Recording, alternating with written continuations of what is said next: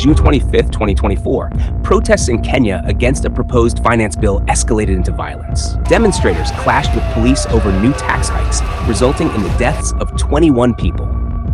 During the unrest, protesters banned the parliament and city hall. Police used live ammunition to disperse the crowds, leading to numerous injuries and arrests. Significant internet disruptions were also reported across the country due to the chaos. So what made Kenyans reject the 2024 finance bill?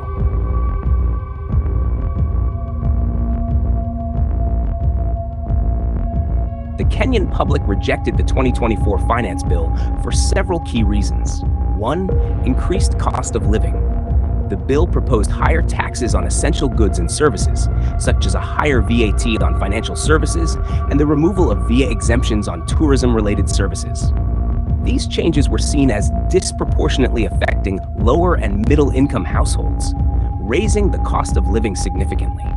2. Economic impact on businesses. Small and medium enterprises, along with other businesses, feared the new taxes would hurt their operations and profitability. The introduction of a 2.5% motor vehicle tax and higher excise duties on money transfers and digital services were seen as additional burdens that could stifle business growth and economic recovery. 3. Perceived inequity. There was a widespread perception that the bill favored multinational corporations and wealthier individuals while placing a heavier burden on the average Kenyan. For instance, the minimum top-up tax for multinational groups and taxes on digital content income appeared to be tailored to larger entities, while everyday citizens faced increased costs. 4. Lack of trust in government spending. Many Kenyans expressed frustration over perceived mismanagement and corruption in government spending. There was skepticism about whether the additional revenue from increased taxes would be used effectively and transparently for public services and development projects. 5. Economic timing.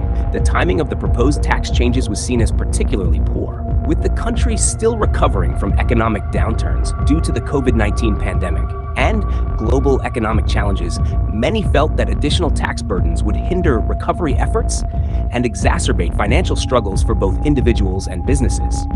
6. Public consultation. There was a sense that the government did not adequately engage with the public and stakeholders before proposing the bill. Many felt excluded from the decision-making process, leading to a lack of ownership and acceptance of the proposed measures. 7. Protests and civil unrest. The bill triggered protests and demonstrations across the country.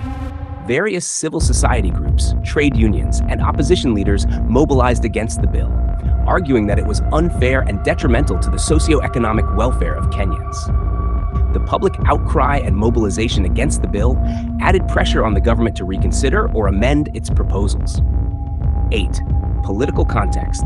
Opposition parties and leaders used the bill to rally public support against the government, highlighting its potential negative impacts. This political opposition intensified public sentiment and contributed to widespread protests. 9. Employment concerns. Many feared that the increased tax burden on businesses would lead to job losses, as companies might reduce their workforce to offset higher costs. This concern was particularly pronounced in industries like manufacturing and services, which were expected to be directly affected by the new taxes. 10. Social media and public discourse. Social media played a crucial role in mobilizing and amplifying public opinion. Platforms like Twitter and Facebook were flooded with critiques of the bill, spreading information and rallying people to join protests. This digital activism played a crucial role in shaping public opinion and organizing resistance. These combined factors led to significant opposition and rejection of the 2024 finance bill by the Kenyan people. Like and subscribe for more news weekly.